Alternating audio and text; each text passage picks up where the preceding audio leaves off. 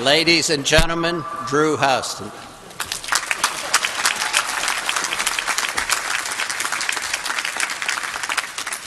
Thank you, Chairman Reed. You're going to hear this a lot today, but I feel so lucky to be the first to say it. Congratulations to all of you in the class of 2013.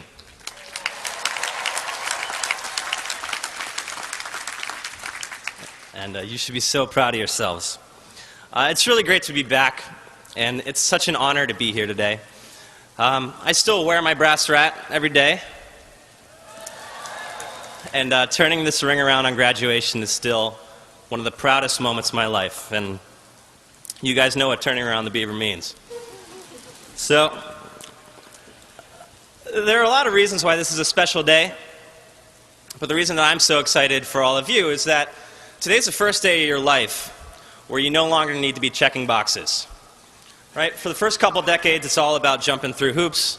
You know, get these test scores, get into this college, take these classes, get this degree, you know, pay your dues and get to work. All of that ends today. Thank God.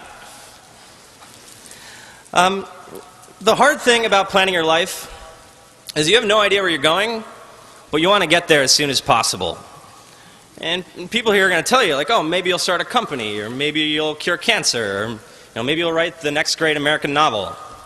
And you're probably thinking, or no, I don't know, maybe things will go horribly wrong. I had no idea when I was graduating. And in fact, not too many years ago, I was sitting right over there. It was raining on my graduation too. It's okay. And being up here now in robes and speaking to all of you was not exactly part of my plan. And in fact, I've never really had a grand plan. And now I realize that it's probably not possible to have a grand plan when you're graduating, if ever. And I've thought a lot about what's different about the life that all of you are beginning today. And I've thought a lot about, if I had to go back to 2006 and start it all over again, what would I do? And what got you here is basically being smart and working hard. But nobody tells you that today the recipe for success changes. And so what I want to do is give you guys a little cheat sheet. The one that I would have loved to have on my graduation day. And if you were to look at my cheat sheet, there wouldn't be that much on it. There'd be a tennis ball, there'd be a circle, and there'd be the number 30,000. Now I know none of that makes sense right now, but let's roll with it. Alright, so I started my first company when I was 21. I was born in a Chili's. Yeah, and my co-founder, Andrew Crick, and I had never done this before. So we think starting a company is a big deal. We're like, well, do you need to wear a suit to City Hall, or do we need to go get like a seal so we can stamp all of our important documents? And it turns out you can just go online and fill out a form and you're done in like 2 minutes.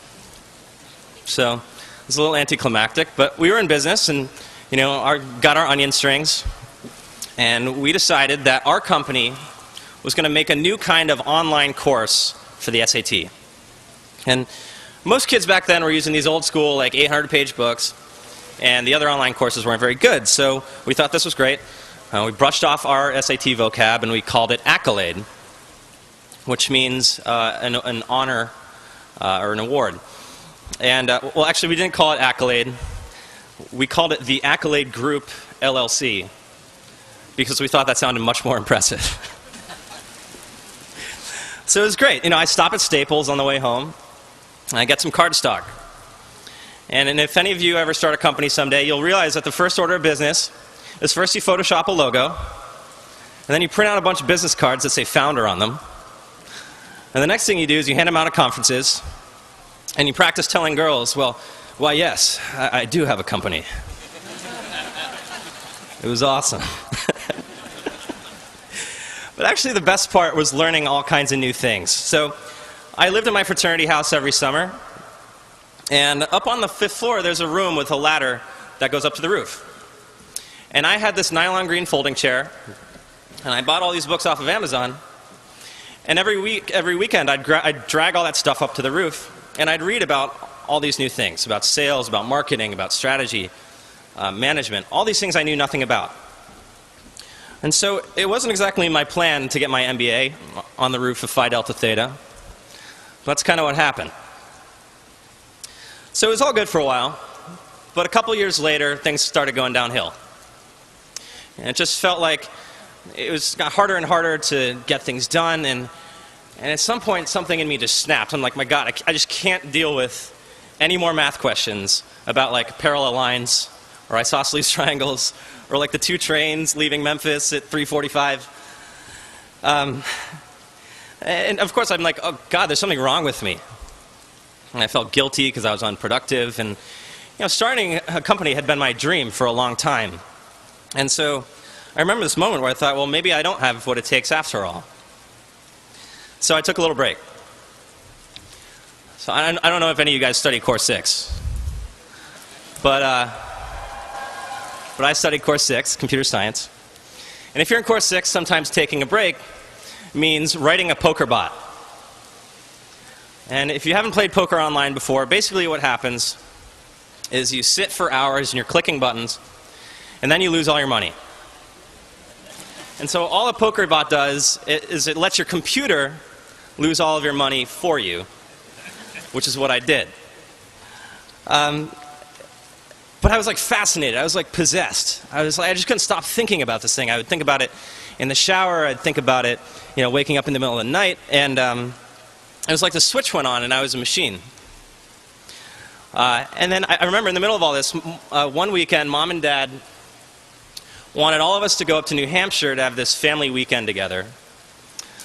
And I was thinking, okay, well, but I don't want to stop working on my poker bot.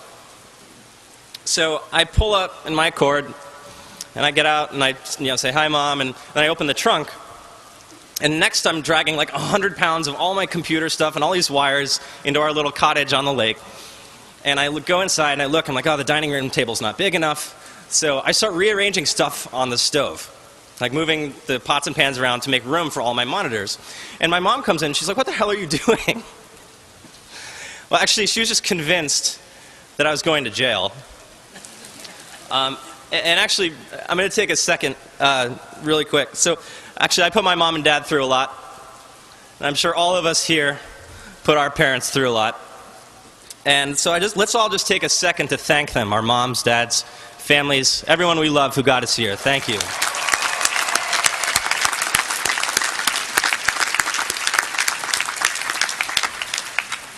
All right, so I was going to say work on what you love. That's actually not that helpful, right? It's so easy to convince yourself or rationalize that you love what you do. But when I think about it, the happiest and most successful people that I know, they're not just in love with what they do, they're obsessed. And they're not just obsessed, but they're obsessed with solving an important problem, something that really matters to them. I had like dogs growing up. I don't know if you've ever thrown a tennis ball for a dog. But like, you don't even have to you don't have to throw it. You lift it up, and like the dog gets these like crazy eyes. And then you throw it, and like the leash snaps, and they go bounding off, and they're like plowing through, whatever's in their way to get it. That's what my friends feel like. And that's what I hope all of you find, because I have other friends too who work hard, and they're paid well in their jobs, but they complain and they feel like they're like shackled to a desk. So the problem is, a lot of people don't find their tennis ball right away. Even for me. Don't get me wrong, I love the SAT. I love me a good standardized test, as much as the next guy. But like, being king of SAT prep, like I'm not sure what kind of hat you get for that. But that wasn't going to be my tennis ball. And so, what scares me is that both Dropbox and this poker bot started out as distractions. Like that little voice in my head was telling me what to do all along, and the whole time I'm telling it to shut up so I can get back to work. Like I almost missed it. But sometimes that little voice knows best. So it took me a while to get it, but I realized the reason why the people that work the hardest don't work hard because they're disciplined. They work hard because solving and working on an exciting problem is fun. So after today, it's not just about pushing yourself, it's about finding your tennis ball. It's about finding the thing that pulls you. It might take a while, but until you find it, keep looking and keep an ear out for that little voice. All right, let's go back to the summer after my graduation, the one all of you are about to have. So one of my best friends and fraternity brothers, this guy Adam Smith, started a company with his friend Matt Brzezina. And I was excited, and we all got together and we decided, well, hey, why don't we all work together out of the same apartment? So we could, we'll save some money, it'll be fun. And it was perfect. It was a perfect summer. Well, it was almost perfect. Like, the air conditioning was broken, so we were all like coding in our boxers. So, but it was pretty good. So Adam and Matt were working like every waking hour. But as time went on, they kept getting pulled away. And I'd be like, well, where are you guys going? And they're like, well, we're going to meet with another investor. And I'm like, oh, okay. And one of these investors actually took them on a helicopter ride.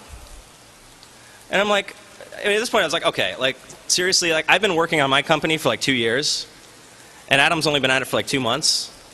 I'm like, I want a helicopter ride. But that was just the beginning. Like things only got worse. Like August rolled around, and Adam gave me the bad news that they were moving out. And so not only were they moving out, but they were off to Silicon Valley where the real action was happening, and I was getting left behind. I mean, it was okay. Like every now and then, I would call Adam to see how things were going. And things were always pretty good. So I remember one afternoon, I called him and he's like, oh, we met with Vinod today. And I knew that Vinod Khosla, he's this legendary Silicon Valley investor, entrepreneur, this billionaire. And I was like, oh, that's cool. What did he say? And then Adam was like, he's going to give us $5 million to get started. And so, I mean, I was thrilled for Adam, but this was a shock for me. Because, like, you know, here's Adam. He's my little brother in the fraternity. And he's like my beer pong partner. He's 2 years younger than me. I'm out of excuses. Like, Adam is off to the Super Bowl, and I'm not even getting drafted. And, you know, Adam had no idea at the time, but he actually gave me just the kick that I needed. It was time for a change. So they say that you're the average of the 5 people you spend the most time with. So, like, think about that for a second. Like, who would be in your circle of 5? And I have some good news.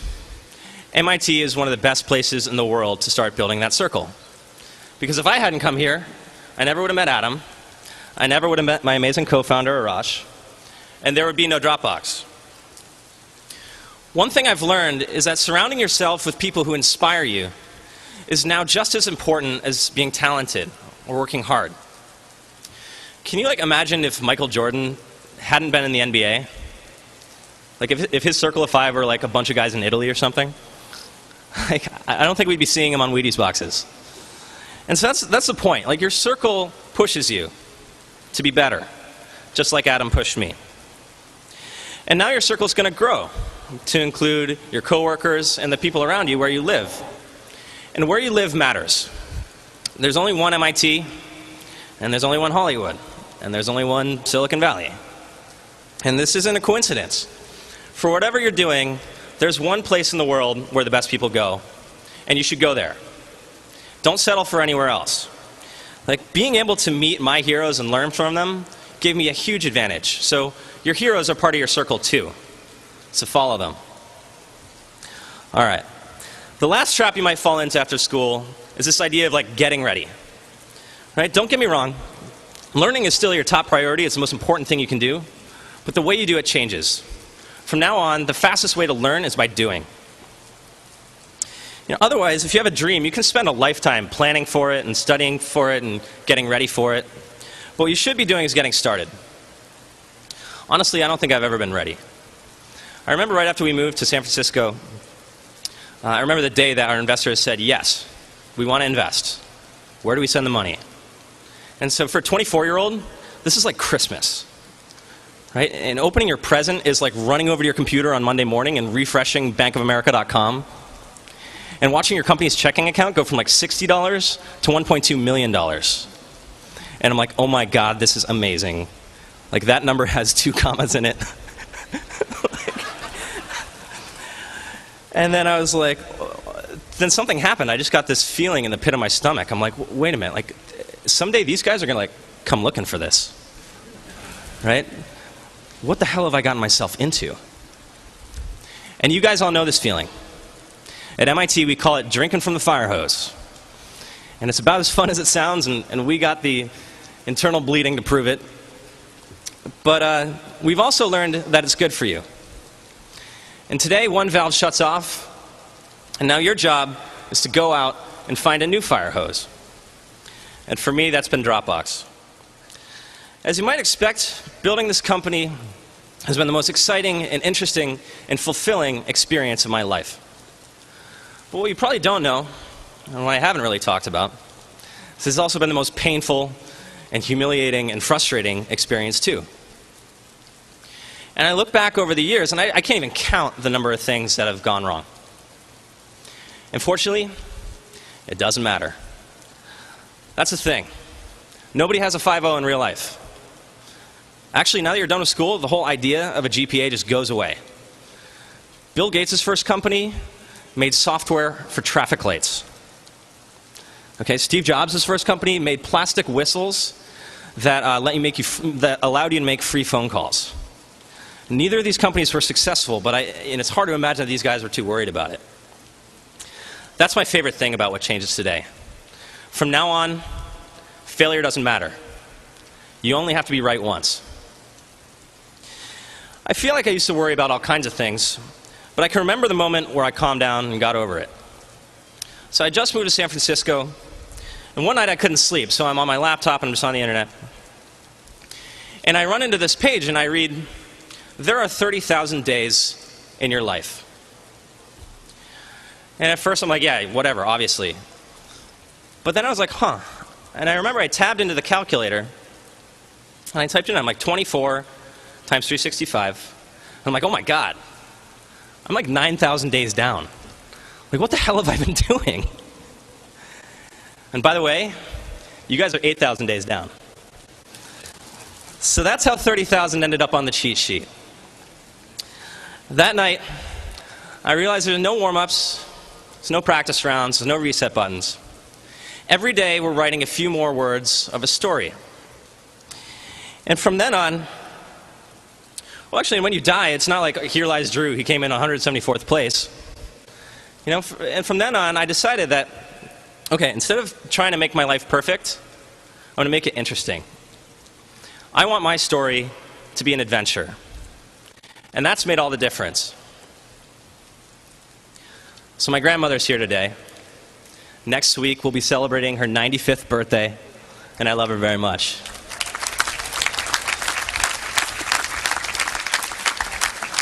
And we talk on the phone more often now that I'm on the West Coast, but one thing that's always stuck with me is she always ends our phone calls with the same one word, Excelsior, meaning ever upward. And now today on your commencement, your first day of life in the real world, that's what I wish for you. Instead of trying to make your life perfect, give yourself the freedom to make it an adventure and go ever upward. Thank you.